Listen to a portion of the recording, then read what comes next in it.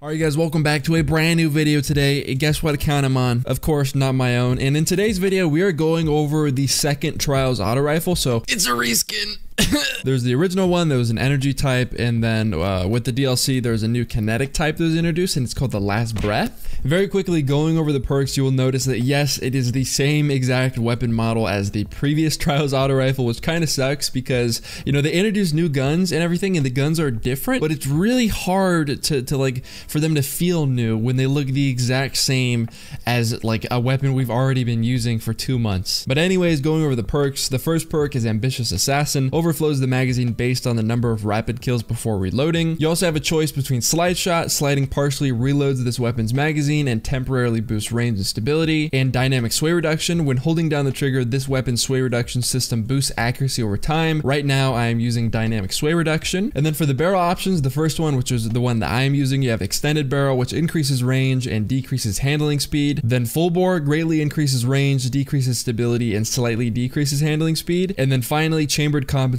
increases stability, moderately controls recoil, and slightly decreases handling speed. Really quickly, before I talk about how the weapon performs in PvP, I wanted to cover a few things really quickly, like comments I've been seeing about the channel and saying, oh, Destiny 2 is dead, stop playing it, stop making videos right now. So for the people saying, oh, please upload more Fortnite, like when I was uploading it, I was playing it a ton. I stopped playing it for like 3 to 4 weeks, and fortunately now Inspire is getting a PC, so I've been cross-playing with him between PC and console. Next week he gets his PC, and hopefully we can make some videos for that together. So the answer to that question, yes, Fortnite will be returning on the channel as soon as possible. Moving on to how the gun feels in PvP, this weapon feels a lot better for me on PC than it did on console. For the reason being is that 600 RPM, so really fast firing auto rifles on console, the way that you aim, right? You have aim assist, and that aim assist will drop off if a weapon doesn't have that much range. So if someone is really far away and you have a low range weapon, yes, you're getting that damage drop off, but you're also getting that steep aim assist drop off as well. So on PC, when you're using an auto rifle, the registration is better at ranges, and there's no aim assist to begin with, so you can still use it at medium to long range. It's gonna hit people. Obviously, you still have to deal with that damage cutoff, but overall, it just feels better on PC. And if you're wondering why I prefer 600 RPM auto rifles on PC, it's because when you're playing on PC, you don't have aim assist, right? So if you get a good beat on someone with a controller, you have that aim assist. Usually, you can keep your reticle on that person the whole entire time, right? If you're a good player. However, when it comes to PC, there's no aim assist, and unfortunately, I'm not a Korean aimbot, so I'm going to be off target for a little bit, right, in the middle of my gunfights. So if I'm using a 450 RPM auto rifle like the Uriel's Gift, if I'm off target for the wrong second where the gun fires, I'm missing out on a lot of damage. So I just feel like being able to spray and getting a ton of bullets out just works a lot better on PC for me. While on the other hand, the 450 RPM Uriel's Gift archetype works really well on console. So this weapon is good. It strives on PC simply because of the archetype. The perks don't make it better on PC. I'm just saying that's what I prefer, right?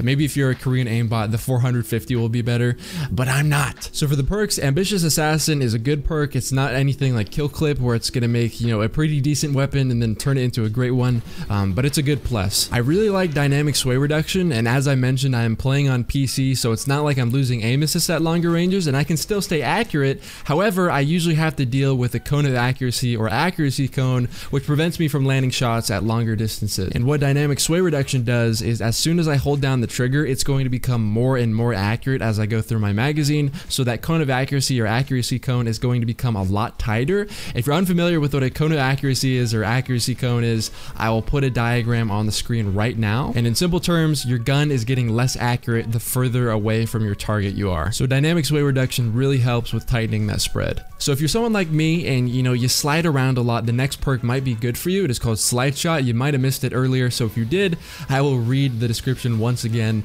Basically, if you slide, it's going to partially reload your magazine, and it's going to give a temporary boost to range and stability. So if you're someone like me who just slides around the map everywhere all the time, I've gotten a lot of comments about this over the course of like the last 2-3 years, but if you just slide around a ton and you feel like you're going to get more of a benefit from this perk, then go ahead and use it. It's still going to be beneficial. It's still a solid perk choice, So just run it, you know, have a great time. So overall, the weapon is pretty good. It's not like amazing, it's not gonna blow you away. At the same time, it's not really bad either. So if you're someone like me who really likes 600 RPM auto rifles, it's going to be another solid choice. I really like the Skathlock, however you want to pronounce it. And I didn't really see any, like many other 600 RPM auto rifles out there. So if you're someone like me who likes those, this will be a worthy addition to your inventory.